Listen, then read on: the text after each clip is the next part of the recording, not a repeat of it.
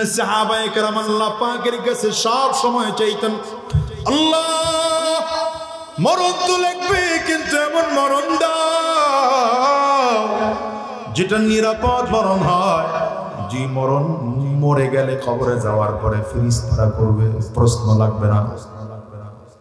সুবহানাল্লাহ। যে মরণ মরে যেভাবে মরলে কবরে যাওয়ার পরে ফেরেশতারা একজন আরেকজনরে বলবে, প্রশ্ন করা লাগবে না।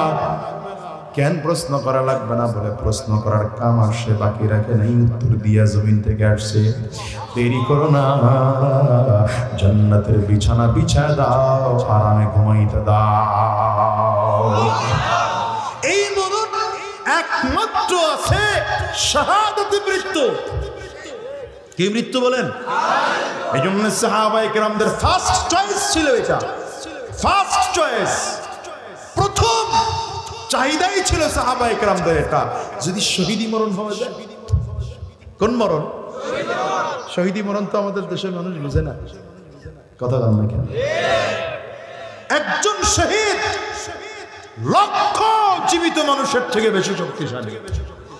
দেখেন না একজন আবু সাঈদ, একজন আবু সাঈদ লক্ষ জীবিত আবু সাঈদের থেকে বেশি শক্তিশালী। একজন মুগ্ধ লক্ষ জীবিত মুগ্ধের থেকে বেশি শক্তিশালী। এই জন্য সাহাবীরা শহীদ হওয়ার জন্য পাগল ছিলেন, কারণ শাহাদাত বরণ যদি করা যায়, শহীদ যদি হওয়া যায়, কবরে যাবে, ফেরেশতারা বলে প্রশ্ন পড়ে সাইড দাও। সুবহানাল্লাহর পাওয়ার ভালো না?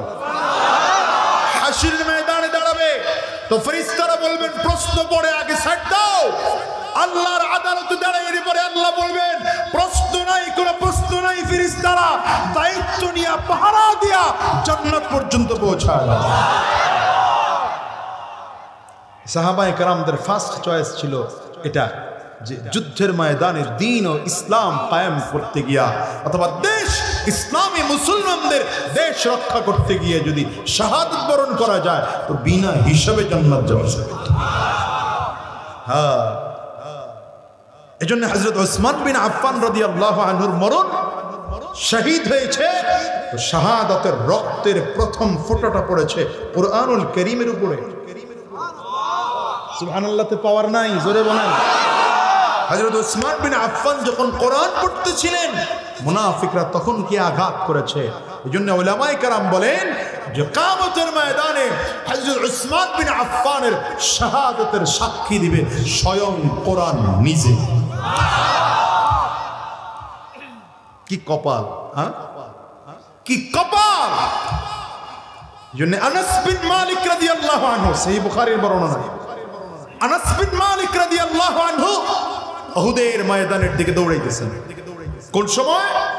আপনারা জানেন উহুদের ময়দানে প্রথম মুসলমানদের বিজয় হয়েছিল। প্রথম বিজয় কাদের হয়েছিল? নবীজি 50 জন সাহাবীকে, বিরক্ত হইতেছেন, 50 জন সাহাবীকে পাশে দাঁড় করিয়ে রেখেছিলেন যে আমি না বলা পর্যন্ত এখান থেকে নড়বে না। সাহাবায়ে কেরাম এখানে একটা ইজতিহাদি ভুল করেছেন, করার কারণে পেছন দিক থেকে বেঈমানরা আঘাত করেছে মুসলমানদের উপরে, ক্ষত বিক্ষত করে ফেলেছে। শত শত মুসলমান আহত হয়েছেন, 70 জন সাহাবী শহীদ হয়েছেন। এর মধ্যে আমার নবীর দন্দন মুবারক শহীদ হয়েছে। নবীজির মাথার এখানে তীর আসলে মাথায় লোহার টুপির লোহা ভেঙে লোহার টুকরা নবীজির মাথার মধ্যে ঢুকে গিয়েছিল। এই যুদ্ধ যখন তুমুল বেগে চলতেছিল, আনাস বিন মালিক যুদ্ধের দিকে যাচ্ছেন, তার পাশ থেকে একজন ডাক দিয়েছেন, আনাস কই যাও? যাই উহুদের ময়দানে। বলে জানো উহুদের অবস্থা এখন কি ভয়ঙ্কর, মুসলমানদের উপরে কাফিররা পাল্টা আক্রমণ করেছে, মুসলমানদের অবস্থা নাজুক, তুমি ওখানে গেলে নিশ্চিত মৃত্যু, মৃত্যুর কোলে ঢলে পড়তেছ, আগাও না, সাবধানে আগাও না। আনাস বিন মালিক বলেন, আরে তুমি আমাকে মৃত্যুর কথা বলছো?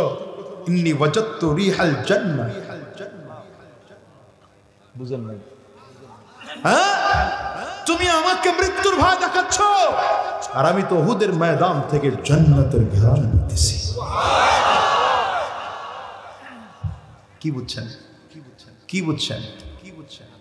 বাস্তবতাও তাই হয়েছে। সহিহ বুখারীর মধ্যে এসেছে হযরত আনাস বিন মালিক যুদ্ধে চলে গেলেন, শাহাদাত বরণ করেছেন। শাহাদাত বরণ করার পরে সাহাবায়ে কেরাম তার লাশ দেখেছেন। 70টা আঘাত তার শরীরের মধ্যে, 70টা আঘাত, ক্ষত বিক্ষত করা হয়েছে, চোখ উপড়ে ফেলা হয়েছে। হযরত আনাস বিন মালিকের তার বোন আঙ্গুলের ছাপ দেখে শনাক্ত করেছে, হ্যাঁ এটা আমার ভাই আনাস বিন মালিক। হ্যাঁ, ওখানে আরো জোরে কথা কন, ওখানে যারা আছেন বুঝে বুঝে আরো জোরে কথা কন, আওয়াজ এত দূরে আয় না, নাহলে মাইক পাঠাই দিয়ে আপনাদের কাছে। আকল জ্ঞান সারা মানুষ।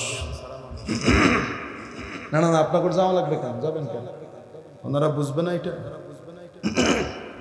রাত বাজে এখন 12টা, দোকানগুলো এখনো খুলেই রাখা লাগবে। জনমের ব্যবসা করবেন আপনারা?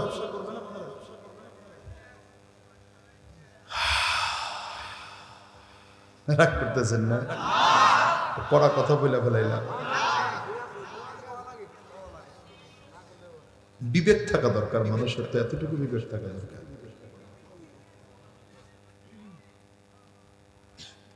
এই কথা পাইবেন কই? আমারই তো এই কথা শিখতে গিয়া 27 বছর কাটাইতে হয়েছে। এক কিতাবে পাইবেন না তো, বহু কিতাব থেকে ঘুরায় গাড়ায় না একটা জায়গায় একত্রিত করে দিতেছি আপনাদের। আমার কথাগুলোর মূল্য কি এটা আলেম থাকলে তারা বুঝতেছে। আপনি তো দ্বীনই বুঝেন নাই, আপনি দ্বীনি কথার মূল্য বুঝবেন কি করে? বুঝেন নাই কথা। যে মোবাইলই চিনে না সে ফেসবুকের মজা বুঝবে কেমন? কথা বল না। যে মোবাইল কারে কয় এটাই চিনে না, ওরে টিকটকের মজা বুঝাইতে পারবে? হ্যাঁ, হাসি উঠছে মুখে। কিন্তু এই যে জোয়াইনাগুলো বেড়েছে, ওরে বলেন তো যে 15 দিন টিকটক ছাড়া থাক, ও পাগল হয়ে যাবে। কি কথা বল? ভাত খাইতে দিও না কিন্তু টিকটক দাও। কি কথা বল না? এটা আপনাদের কাছে মনে হয় না? যারা দ্বীন বুঝেছে, যাদের সিনায় দ্বীনের মুহাব্বত ঢুকেছে, যাদের সিনায় কোরআনের মুহাব্বত ঢুকেছে, ওরা দুনিয়া শেষ হয়ে যাবে, কোরআন তারা ছাড়ে না, কোরআনের মুহাব্বত তারা ছাড়তে পারে। এজন্য ইমাম মালিক রাহমাতুল্লাহ আলাইহি কোরআন পড়তেন আর মাঝে মাঝে জোরে জোরে চিৎকার করতেন, আইনা আবনাউল মুলুকি মিন হাদিহিল লাজ্জা। আরে বাদশার ছেলেরা এই মজা কোথায় পাবে? কি কয়? বাদশার মানে গোটা পৃথিবীর মধ্যে সবথেকে শাহানশাহী জীবন কারা চালায় বলেন তো? বাদশার ছেলেরা। এদের জীবনে কোনো টেনশন নাই, বাপ প্রধানমন্ত্রী, মা প্রধানমন্ত্রী, অমুক তমুক। কথা বল না। যেমন এই যে বিগত দিনে প্রযুক্তি দেখায় কি যেন, কি কি ইঞ্জিনিয়ার যেন ছিল না, না মিয়া, এই যে সফটওয়্যার ইঞ্জিনিয়ার দেখে কোটি কোটি টাকা হাতায় হাতিয়া তিনি নিয়ে লাক্সারিয়াস জীবন সেটেল হয়ে গিয়েছে। কেন? আমার আম্মা বাংলাদেশের অমুক। এদের টেনশন নাই জীবনে। ইমাম মালিক রাহমাতুল্লাহ আলাইহি কোরআন পড়তেন আর হাদিস পড়তেন, তাফসীরের কিতাব পড়তেন আর চিল্লায় বলতেন, বাদশার ছেলেরা এই আনন্দ আর এই মজা, এই স্বাদ এটা কোথায় পাবে? এই জন্য মজা বুঝতে হয় আগে। আপনি এখান থেকে কিছু মানুষ আছে আধা ঘন্টা পিটাইলে উঠাইতে পারবেন না, এখানে অনেক মানুষ এমন আছে। আর কিছু মানুষ আছে মোসরামসি শুরু করে যায়, পেট ব্যথা, পেট ব্যথা, মোবাইল দেখা যায় না, একটু পর পর মোবাইল বের করবো, আবার একটু ফেসবুকে মেসেজ কে দিল দেখে। বহুত কায়দা কানুনের লোক আছে তো, জন্য খুব মনোযোগী হয়ে বসে। আনাস বিন মালিক রাদিয়াল্লাহু আনহু যুদ্ধের ময়দানে গিয়া শাহাদাত বরণ করলেন। কেন? জানে যে মরলে নিশ্চিত জান্নাতি। এই উহুদের ময়দানের আরেকটা কথা বলি, সিরাত ইবনে হিশামের মধ্যে লেখা আসছে, ঘটনাটা আসছে লম্বা ঘটনা। হযরত সাদ ইবনে আবি ওয়াক্কাস রাদিয়াল্লাহু আনহু উহুদের ময়দানে যাচ্ছেন, আর সাথে আব্দুল্লাহ ইবনে জাহাশ রাদিয়াল্লাহু আনহু, দুজন নবীজির খুব প্রিয় সাহাবী, যুদ্ধের ময়দানে যাচ্ছেন। সাদ ইবনে আবি ওয়াক্কাস রাদিয়াল্লাহু আনহু কয়, আব্দুল্লাহ, যুদ্ধের ময়দানে যারা যায় মুজাহিদ, মুজাহিদদের দোয়া তো আল্লাহর কাছে কবুল হয়। তাইলে এক কাজ করি, আমি একটু দোয়া করব, তুমি আমিন আমিন বলবা। বুঝেন নাই? এক মুজাহিদ দোয়া করবেন, আরেক মুজাহিদ আমিন বলবে, তো এই দোয়া কবুল না হয়ে পারে না। আব্দুল্লাহ ইবনে জাহাশ কয়, ভাই আপনার শর্ত মানলাম, আমারও শর্ত হয়েছে। কি শর্ত? বলে আপনার দোয়া শেষ হইলে আমি দোয়া করব, আপনি আমিন বলবেন। সুবহানাল্লাহ। কওয়ার লোক নাই, ওয়াজ বোঝার লোক না থাকলে কিন্তু ওয়াজ বের হয় না, কথা বোঝার লোক থাকতে হয়। মুজাহিদদের দোয়া আল্লাহর কাছে কবুল হয়, গ্যারান্টি আছে, গ্যারান্টি আছে। এবার তো আরেকটা কথা মনে পড়ে গেছে, বলতেই হবে, নাহলে বুঝবেন না। বলবো না ছোট করে ফেলাবো আওয়াজ? ইমাম তাবরানী কিতাব লিখেছেন আদ-দুআ, আদ-দুআ নামে একটা কিতাব আছে, এবং এই আদ-দুআ নামক কিতাবের মধ্যে একটা লম্বা ঘটনা নিয়ে আসছে। এটা আরো অন্যান্য কিতাবের মধ্যেও আছে, যেমন আল হাওয়াতিফের মধ্যেও আছে। কি ঘটনা? বলে হযরত ওমর ফারুক রাদিয়াল্লাহু আনহু যখন আমিরুল মুমিনিন, তার কাছে একজন বাবা আর ছেলে দুইজন আসছে, বাপ পুত্র। কেইছে? হযরত ওমর রাদিয়াল্লাহু আনহু বাপ ছেলের দেখে কয়, আরে আশ্চর্য বাপ ছেলে, একজন আরেকজনের সাথে হুবহু চেহারায় মিল, ফটোকপি। এমন কিছু বাবা ছেলে আছে না, ফটোকপি একদম হুবহু বাবার ছেলের সাথে মিল। যে আমার ছেলে ছোটটারে কয়েক জুমা আগে একবার এই মসজিদে নিয়ে আসছে, আমি তো এখানে জুমা পড়াই, যে উত্তরায় 9 নম্বর সেক্টরে। তো আমার সভাপতি দেখা পায়, হুজুর আপনার ছোটটারে দেখলে তো মনে হয় আপনার ফটোকপির মেশিনের উপরে রাখছে, ওটারে নিচ দিয়ে বের করে লাইছি। হযরত ওমর ফারুক কয়, আরে ফটোকপি বাপ ছেলে, খুব অমিল। এই কথা শুনতেই বাবার চোখ দিয়ে পানি বের হতে শুরু করেছে। আমিরুল মুমিনিন, আপনি তো ফটোকপির জায়গায় মিল দেখলেন, কিন্তু এই বাচ্চার চমৎকার চমৎকার একটা ঘটনা আছে। মিন আজাইবিদ দুনিয়া নামক কিতাবেও আবু বকর ইবনে আবিদ দুনিয়া তিনি এই কথাটাও আনছেন, তিনি তার বর্ণনাতে আসছেন। কিতাবের নামগুলো কয়ে দিলাম, হুজুররা যেন পরে খুঁজে বের করে পাইতে সহজ হয়। হেগরজোর কিছু বুঝি দিয়ে গেলাম আর কি, ওয়াজটা শোনা যেন বৃথা না যায়। আপনাদের কিতাব নাম না বললেও চলতো, হুজুররা আছে এই কারণে কয়ে দিয়ে গেলাম। কি ঘটনা? বলে আমার এই বাচ্চাটা মায়ের গর্ভে, যখন ওর মায়ের গর্ভে কোন এক যুদ্ধের ময়দানে আমি রওনা করেছি। আমি যখন যুদ্ধের ময়দানে রওনা করলাম, আমার বিবি নিজের পেটে হাত দিয়া দিয়া কান্না করতেছে আর বলে, জানতো আপনি যাচ্ছেন তো আপনি, কিন্তু আপনি ফিরে আসবেন কোনো গ্যারান্টি তো নেই। যদি শহীদ হয়ে যান তো আমার সন্তানের অবস্থা কি হবে? শহীদ হয়ে যান তো সন্তানের অবস্থা কি হবে? এই সাহাবী বলেন, আমার দিলটা এত নরম হলো, মনে মনে চিন্তা করলাম, আমি তো মুজাহিদ, মুজাহিদের দোয়া তো আল্লাহর কাছে কবুল হয়। আমি আমার স্ত্রীর পেটে হাত রেখে বললাম, আস্তাউদিউকাল্লাহ মা ফি বাতনিক, তোমার গর্ভে যা আছে আমি সেটা আল্লাহর হাওয়ালা করে দিয়ে গেলাম। তোমার পেটে যে সন্তান আছে, সন্তান রে আমি আল্লাহর উপরে ভরসা করে রেখে দিয়ে গেলাম, আল্লাহর আমানতি দিয়ে গেলাম। চলে গেছেন যুদ্ধের ময়দানে। এই খালি তোরা দুইটা পিছন দিকে তাকাস কেন? কি সমস্যা তোকে? দুইটার সামনে বসে বসে এটা কতক্ষণ তাকায়, ওইটা কতক্ষণ তাকায়, সমস্যা কি? হ্যাঁ, যুদ্ধের ময়দান থেকে লম্বা সময় কাটায় বাড়িতে যখন ফিরলেন, এলাকার লোকজন এসে বলতেছে, আল্লাহর বান্দা, তোমার বিবি তো জমিন থেকে বিদায় হয়ে গেছে, বিবি মারা গেছে। আকুরা তাকায় গেছে, বুঝে না বিবি। তো আশ্চর্যের বড় ব্যাপার হলো, বিবি তো মারা গেছে, কিন্তু তোমার বিবি তো জাহান্নামী। কেমনে বুঝলা? যে কবরে প্রতিদিন রাতে অন্ধকারের মধ্যে আগুন দেখা যায়, আগুন দেখা যায়। সাহাবী চিন্তা করে মিলাইতে পারতেছে না, আমার বিবি তো জাহান্নামী হওয়ার কথা না। এই মনোযোগ আছে তো? আমার বিবি তো জাহান্নামী হওয়ার কথা না। এ তো জান্নাতের মেহমান হওয়ার কথা, কারণ তার সুস্থ অবস্থায় কোনোদিন তাহাজ্জুদ কাজা হয় নাই। আরে বিবি কেমন স্বামী জানে, স্বামী কেমন বিবি জানে। এই জন্য নবী বলেন, কোন বিবি যদি তার স্বামী সম্পর্কে সার্টিফিকেট দেয় আমার স্বামী ভালো, নবী বলেন ও স্বামী জান্নাতি। আবার কোন স্বামী যদি তার বিবির ব্যাপারে সার্টিফিকেট করে যে আমার বিবি ভালো, তো বিবি জান্নাতি। আর আমাকে তো মাশাআল্লাহ এমন কায়দা কানুন চলে, হিডে হিডে রে গাইলা, হিডে হিডে রে গাইলা, সেনা নাই জোরে কথা। এক গোলামের পুত, একে বান্দির বিরা, সেনা নাই জোরে কোন। মুজাহিদদের দোয়া আল্লাহ পাকের কাছে পর্দা ছাড়া কবুল হয়। আমিরুল মুমিনিনের সামনে দাঁড়ায় বলেন, আমিরুল মুমিনিন,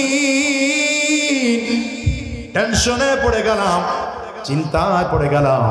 এই ছোট্ট বাচ্চাকে আমি তো আল্লাহর আমানতে দিয়ে গিয়েছিলাম, আর আমার বিবিটা জাহান্নামী হওয়ার কোনো অপশন খুঁজে পাই না। কারণ আমার বিবি তো তাহাজ্জুদ গুজার ছিলেন, নামাজ এক ওয়াক্ত কোনোদিন ছাড়েন নাই, দিনের পথে চলেছেন, চোখের পানি ছেড়ে ছেড়ে আল্লাহ পাকের কাছে কান্না করেছেন। আমার বিবি জাহান্নামী হতে পারে না। রাত্রিবেলায় নিজের চোখে দেখার জন্য ঘর থেকে একা একা বের হয়েছে। তাকায় দেখেন আসেন কবর থেকে আগুন আর ধোঁয়া বের হয়। আল্লাহর নবী সাহাবী বলে, মনে মনে বড় টেনশনে পড়ে গেলাম, আমার বিবির কবরে যদি জাহান্নামের আযাব হয়, তাহলে তাকে জাহান্নাম থেকে বাঁচানোর জন্য স্বামী হিসেবে যতটুকু চেষ্টা আমার করার দরকার আছে, মনে মনে চিন্তা করতেছেন আর কবরের সামনে গিয়ে আগাইতেছেন, সচক্ষে দেখব, কিন্তু মনে বড় ভয় জাহান্নামের আযাব নাকি আমাকে গ্রাস করে ফেলে। কিন্তু কবরের সামনে গিয়ে একটু সূরা ফাতিহা তিলাওয়াত করব, কোরআন পড়ে পড়ে আল্লাহ পাকের কাছে বলবো, আল্লাহ আমার বিবির কবরের আযাবটা মাফ করে দাও। আমিরুল মুমিনিনের দিকে তাকায় বলেন, আমিরুল মুমিনিন চিন্তা করে যখন এক কদম দুই কদম সামনে আগায়া একদম কবরের সামনে দাঁড়ায় গেলাম, আশ্চর্যের ব্যাপার, তাকে দেখি কবরে এটা জাহান্নামের কোনো আগুন নয়। আমার বিবি লম্বা করে কবরের কাপড় পরে আরামে ঘুমায় আছে, আর আমার বিবির পায়ের কাছে আমার এই ছোট্ট বাচ্চাটা খেলাধুলা করে হাত পা ছড়ায় ছড়ায় খেলাধুলা করতেছে। আর আমার বিবির মাথার কাছে একটা বাতি ধরানো আছে, এই বাতির আগুনটা মাঝে মাঝে বাতাসের কারণে উপরের দিকে উঠে আর আগুনের ধোঁয়া বের হয়। মানুষ মনে করে জাহান্নামের আগুন, আসলে জাহান্নামের আগুন নয়, আমার এই বাচ্চার জন্য আল্লাহ কুদরতি বাতি দিছে। আল্লাহর বান্দা বলে, আমিরুল মুমিনিন দেরি করি না, এই বাচ্চাটারে কবর থেকে উঠা কোলের মধ্যে লইলাম। কোলের মধ্যে নেওয়ার সাথে সাথে কুদরতের মাধ্যমে কবরটা আবার জায়গায় বিলীন হয়ে গেল। আশ্চর্য হয়ে গেলাম, দাঁড়ায় দাঁড়ায় চিন্তা করলাম, ওই যে যাওয়ার সময় সন্তানের জন্য দোয়া করেছি, তো আল্লাহ তাআলা সন্তানকে হেফাজত করেছে। যদি বিবির হেফাজতের জন্য আল্লাহর কাছে দোয়া করে যাইতাম, সম্ভাবনা ছিল আমার বিবিকেও আল্লাহ হেফাজত করতে। তো মুজাহিদদের দোয়া আল্লাহর কাছে পর্দা ছাড়া কবুল হয়, বলেন বলেন না? মুজাহিদদের দোয়া আল্লাহর কাছে পর্দা ছাড়া কবুল হয়। দোয়া করতে দেরি হয়, পর্দা কবুল হতে দোয়া কবুল হতে দেরি হয় না। সাদ ইবনে আবি ওয়াক্কাস বলেন, ভাই আব্দুল্লাহ আমি দোয়া করব, তুমি আমিন বলবা। মনে আছে না, ভুলে গেছেন? আমি দোয়া করব তো আমিন বলবা। এটা সিরাত ইবনে হিশামের মধ্যে আসছে ঘটনা। উহুদের ময়দানে যখন রওনা করেছেন, আব্দুল্লাহ ইবনে জাহাশ বলেন, ভাই সাদ বিন আবি ওয়াক্কাস আপনি দোয়া করলে আমি আমিন বলবো, কিন্তু আমি আপনার দোয়া শেষ হয়ে গেলে আমিও দোয়া শুরু করব। আপনার দায়িত্ব হলো আমার দোয়াতে আপনিও আমিন বলবেন। তবে একজন কি দোয়া করলাম, আমরা একজন আর একজনের শোনায়া দোয়া করব না, গোপনে গোপনে দোয়া করব। দুইজনই গোপনে গোপনে দোয়া করছে। যুদ্ধের ময়দানে চলে গেলেন, দোয়া করেন, একজন আমিন বলেন, আরেকজন। উহুদের যুদ্ধে যখন চলে গেলেন, সাদ বিন আবি ওয়াক্কাস বলেন, আব্দুল্লাহ এখন তো আমরা উহুদের ময়দানে ঢুকে যাব, যুদ্ধ শুরু হয়ে গেলে তুমি একদিকে চলে যাবা, আমি আরেক দিকে চলে যাইব। হয়তো এমনও হতে পারে আজকের এই দেখাটা জীবনের শেষ দেখাও হতে পারে। আব্দুল্লাহ বলো না কি দোয়া তুমি করেছো? আব্দুল্লাহ ইবনে জাহাশ বলে, ভাই সাদ বিন আবি ওয়াক্কাস, আমি তো ছোট মানুষ, আপনি আমার বড় ভাই, আপনি আমারে আগে বলেন আপনি কি দোয়া করেছেন, এরপরে আমার দোয়া আমি বলবো। সাদ বিন আবি ওয়াক্কাস বলেন, আমি আল্লাহ পাকের কাছে দোয়া করেছি, আল্লাহ আগামীকাল যখন যুদ্ধ শুরু হবে আমি যেন আমার সামনে একটা মোটা তাজা শক্তিশালী কাফিরকে সামনে পাই, আমি আমার তরবারি দিয়া তাকে কতল করে জাহান্নামে পাঠায় দেব, আর তার সম্পদ যেন অনেক থাকে, তাইলে আমার সম্পদগুলো তারে গনিমত পাইয়া মদিনার মানুষের মাঝে সম্পদগুলো বিলিয়ে দেব। এবার বলো ভাই তুমি কি দোয়া করেছো? আব্দুল্লাহ ইবনে জাহাশ দোয়ার কথা বলতে গিয়ে চোখ দিয়ে পানি ফেলে কাঁদতে আরম্ভ করেছে, আর বলে, ভাই সাদ আমি কি দোয়া করবো বলো, আমি তো একজন দুর্বল মানুষ, তুমি তো অনেক বড় যোদ্ধা। আরে সাদ বিন আবি ওয়াক্কাস এমন মানুষ ছিলেন যাকে আমার নবী নিজের জীবদ্দশায় জান্নাতের সার্টিফিকেট দিয়েছিলেন।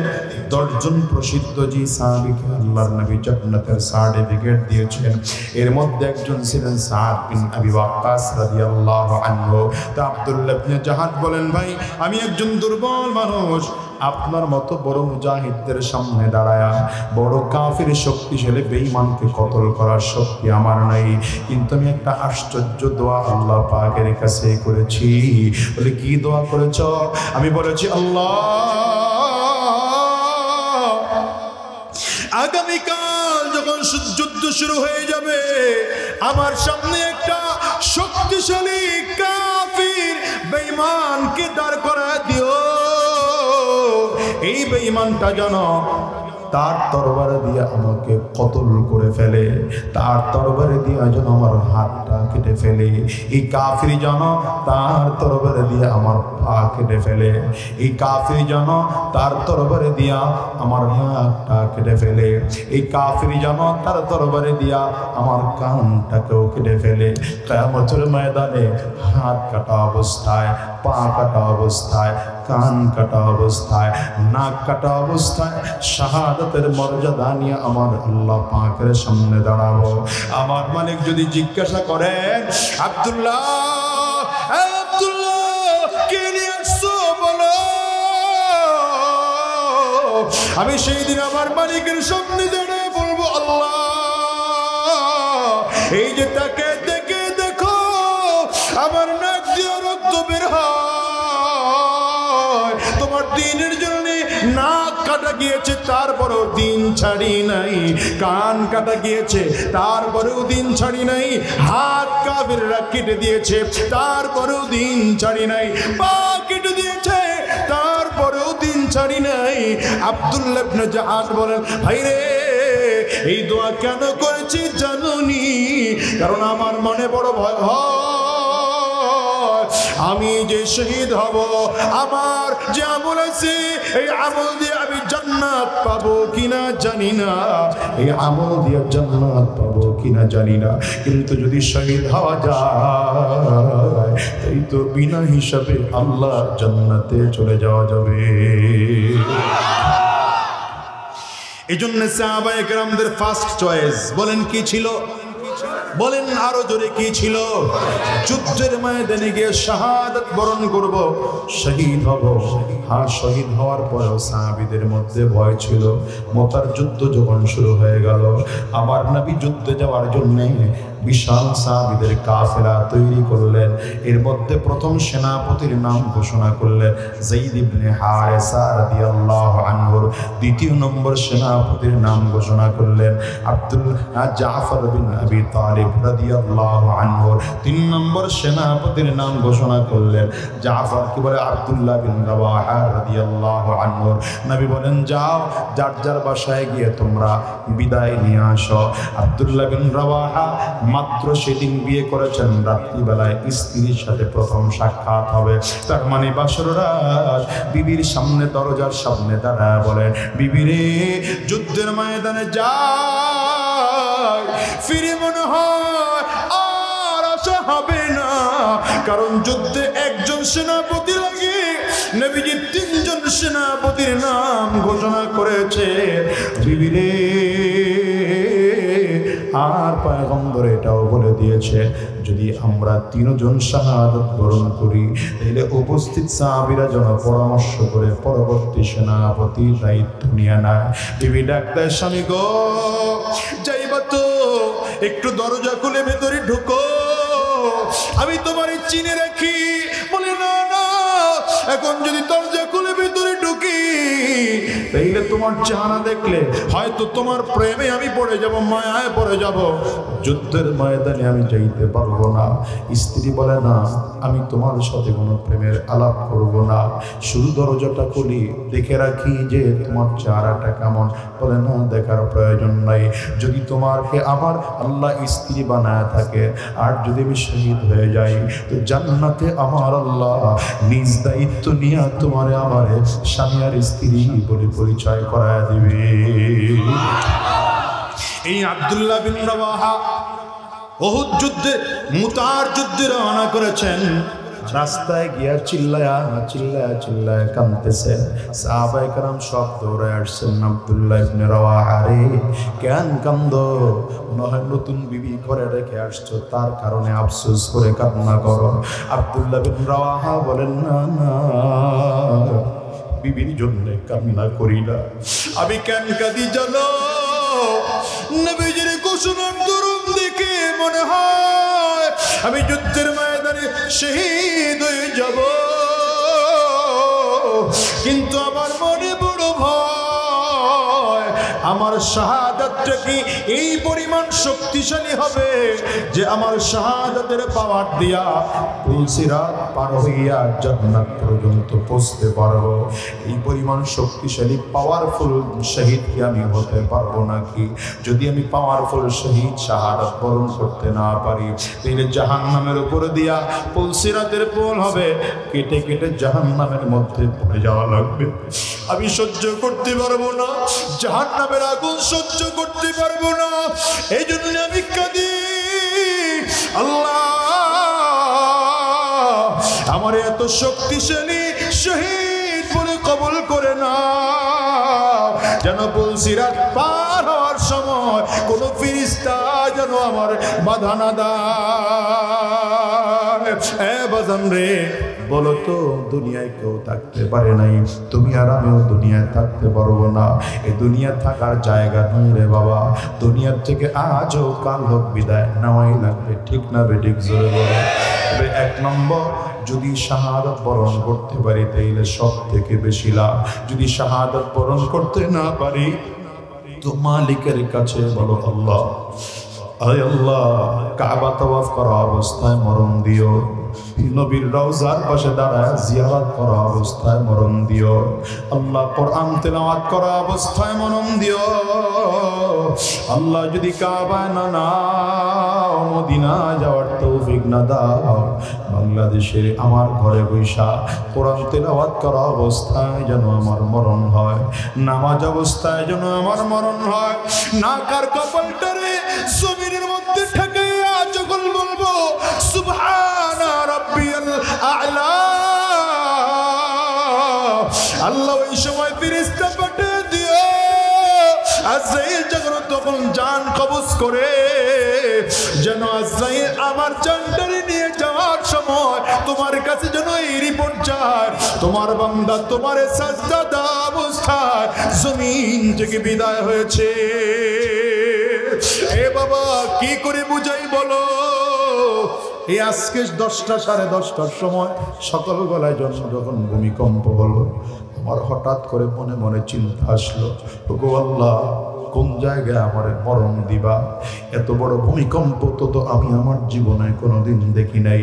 যত ভূমিকম্প হয়েছে এত বেশি বিল্ডিং নড়ে নাই গো বাবা। আয় আল্লাহ, যদি মরণ দিতে হয় এমন জায়গায় মরণ না দিয়া আমারে মদিনায় নিয়ে মরণটা আমার দিও, কাবার নিয়ে আমারে মরণটা দিও, কাবার মধ্যে যাইয়া তওয়াফ করা অবস্থায় মরণ দিও, কাবার পাশে দাঁড়াইয়া নামাজের মধ্যে কোরআন তেলাওয়াত করতে পারি এই অবস্থায় মরণ দিও। কেন বলি বাবা জানো, দুনিয়াতে এমন অনেক মানুষ আছে মদের বাড়ির মধ্যে গিয়ে তাদের মরণ হয়, ডাকাতি করতে গিয়ে তাদের মরণ হয়, সন্ত্রাসী করতে গিয়ে তাদের মরণ হয়। আছে না নাই? জোরে চিল্লায় আওয়াজ করে বলেন না। না আমার আল্লাহর কাছে বলো, আল্লাহ আমি তো গুনাহগার, আমার চেয়ে গুনাহগারের জমিনে আর কেউ নাই, কিন্তু আল্লাহ গুনাহ নিয়ে জমিন থেকে নিও না, গুনাহগার বানায়া জমিন থেকে নিও না, জাহান্নামী বানাইয়া জমিন থেকে নিও না, বেঈমান বানায়া জমিন থেকে নিও না। হে আল্লাহ, জমিন থেকে যখন নিবা ইমানদার বানাইয়া নিও, কোরআন তেলাওয়াত করা অবস্থায় জমিন থেকে নিও, নামাজের সাজদা করা অবস্থায় জমিন থেকে নিও। যদি এই তৌফিকটুকু না দাও, অন্তত গুনাহ মুক্ত বানায়া জমিন থেকে নিও। এই জন্য ভাই আজকের এই রাত কারো জীবনের শেষ রাত, আজকের এই মোনাজাত কারো জীবনের শেষ মোনাজাত, আজকের মাহফিল কারো জীবনের শেষ মাহফিল। আমার মালিকের কাছে আজকের এই রাতটাকে জীবনের শেষ রাত মনে করে ওয়াদা করে বিদায় হও। আল্লাহ, যতদিন এই জমিনে থাকবো হারাম রাস্তায় চলবো না, শয়তানি রাস্তায় চলবো না, গুনাহের পথে চলবো না। কারা কারা ওয়াদা করতে পারো? দুইটা হাত উঁচা করে আল্লাহকে দেখাও, আওয়াজ দিয়ে চিৎকার করে জোরে ডাক দাও আল্লাহ। হয় না আওয়াজ? নিজের গুনাহগার মনে করে ডাক দাও না আল্লাহ।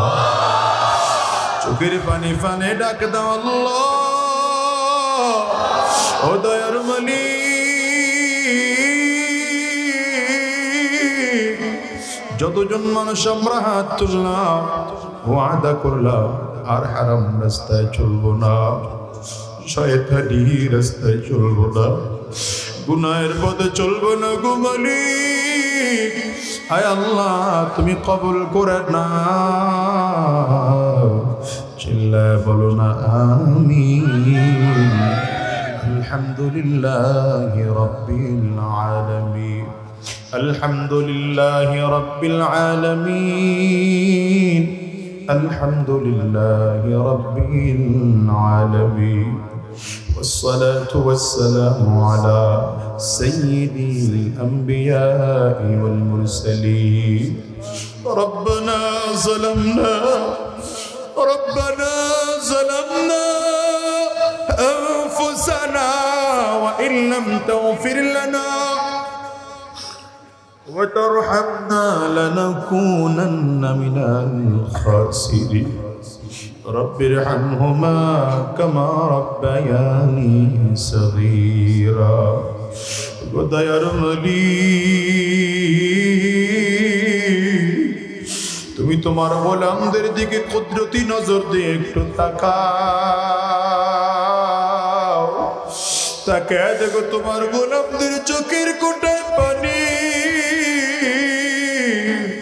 আয় আল্লাহ, কারো ঘরে বানাই, কারো ঘরে বাবা নাই। আয় আল্লাহ, কার জানি ঘরে বাবা মা দুজনের কেউ নাই। আয় আল্লাহ, কার জানি জোরের ভাই নাই, কার জানা জোরের বোন নাই। ওগো দয়ার মালিক, এই মজলিসে আমরা হাত তুলেছি, গুনাহগার বলে আমাদের হাতগুলো ফিরাইয়া দিও না গো আল্লাহ, বেঈমান বলে হাত ফিরাইয়া দিও না আল্লাহ, দুনিয়াদার বলে হাত ফিরাইয়া দিও না আল্লাহ, জাহান্নামের আসামি বলে হাত ফিরাইয়া দিও না আল্লাহ। আয় আল্লাহ, আজকের মাহফিলকে কবুল করে নাও, আমাদের জিন্দেগির গুনাহ মাফ করে দাও। ওগো দয়ার আল্লাহ, কবরের মধ্যে আযাব দিও না। পর্দার আড়ালের মা বন্ধুদেরকেও বলবো মাগো, নিজের মনটাকে বুঝ দাও, একদিন নতুন বউ হয়ে ঘরে উঠেছিলা, আবার এমন একটা দিন আসবে মরার লাশ হয়ে 5 টাকা পরের প্যাকেট হয়ে ঘর থেকে বের হবা। ওগো বাজার, নিজের মনটারে বোঝাও না, চোখ দুটো বন্ধ করে একটু কল্পনার জগতে দেখো তো, 3টা কাপড় দিয়ে যখন তোমারে আমারে সুন্দর করে প্যাকেট বানায় ওই মসজিদের খাটিয়াটার উপরে শোয়া রাখবে, আল্লাহ দেখো তো তাকায় কেমন দেখা যায়। আল্লাহ, ওই দিনটা আসার আগে আগে পাক্কা সচ্চা ইমানদার বানা দিও, ওই দিনটা আসার আগে আগে মুসলমান বানায় দিও, ওই দিনটা আসার আগে আগে জান্নাতি বানায় দিও। আয় আল্লাহ, আজকের এই ময়দানে যারা হাজির হয়েছি, আমাদের জিন্দেগির গুনাহ মাফ করে দাও, জান্নাতি বলে কবুল করে নাও। আজকের মাহফিলকেও তুমি কবুল করে নাও। আজকের মাহফিল করতে গিয়ে যারা টাকা পয়সা মেধা শ্রম বুদ্ধি দিয়ে সহযোগিতা করলেন, প্রত্যেককে তুমি কবুল আর মঞ্জুর করে নাও। মওলাই করিম, আজকের মাহফিলকে তুমি এলাকাবাসীর জন্য হিদায়াতের জারিয়া বানায় দাও। পর্দার আড়ালের মা বোনদেরকে কবুল করে নাও, আমার মুরব্বী বাজানদেরকেও কবুল করে নাও, মাসুম বাচ্চাদেরকেও কবুল করে নাও। আয় আল্লাহ, আমার কলিজার টুকরা যুবকদেরকেও কবুল করে নাও, জাতির রাহবার উলামায়ে কারামদেরকেও কবুল করে নাও। গোটা দেশে ইসলামের বিধান চালু করে দাও, উলামায়ে কারামদেরকে এক ও নেক হওয়ার তৌফিক দিয়ে দাও। আয় আল্লাহ, আমাদেরকে দ্বীনের জন্য কবুল করো। যে মাদ্রাসার উদ্যোগে মাহফিল, মাদ্রাসাকে কবুল করে নাও। আসাতিজায়ে কারাম তুলাবায়ে আযমদেরকেও কবুল করে নাও, মুহিব্বিন মুতাআল্লিকিনদেরকেও কবুল করে নাও। আজকের মাহফিল করতে গিয়ে যারা টাকা পয়সা মেধা শ্রম বুদ্ধি দিয়ে সহযোগিতা করেছেন, প্রশাসনের ভাইরা, জনপ্রতিনিধিরা, মাইক লাইট স্টেজ প্যান্ডেলের দায়িত্ব যারা পালন করেছেন, প্রত্যেককে তুমি কবুল আর মঞ্জুর করে নাও।